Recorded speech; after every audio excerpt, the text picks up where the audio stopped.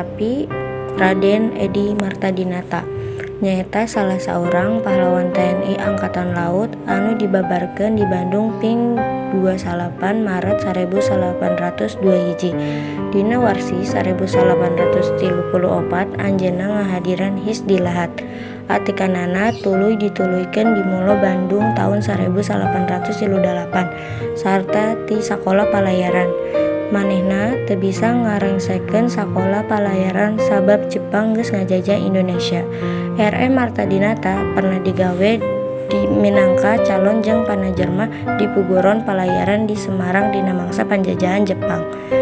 R.E. Martadinata milu ngabentuk BKR Laut Jawa Barat, Badan Keamanan Rakyat.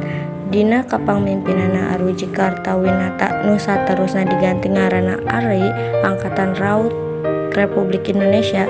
Sapanjang karirna R.E. Martadinata jadi Kepala Staf Operasi di Markas Angkatan Laut Indonesia di Yogyakarta.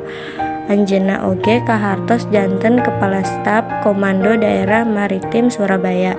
Martadinata oge ngahadiran sakola pasca sarjana Angkatan Laut Amerika Serikat di AS dina 1853.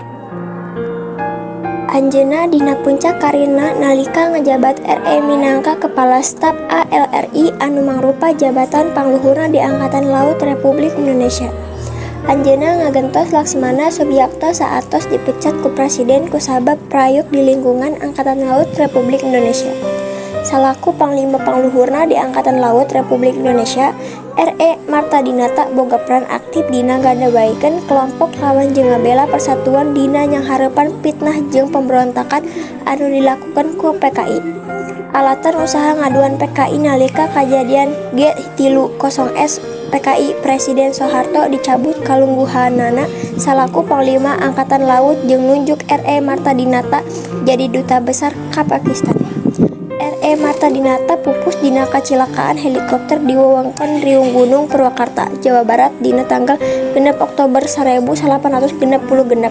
Anjeunna pupus dina pesawat anu nganterkeun anjeunna pikeun ngahadiran upacara mieling ABRI K2 Dumasar jasana ka Republik Indonesia, pamarentah netepkeun ka R.E. Martadinata dileler gelar pahlawan nasional dumasar kana SKRI No 106 TK 1875.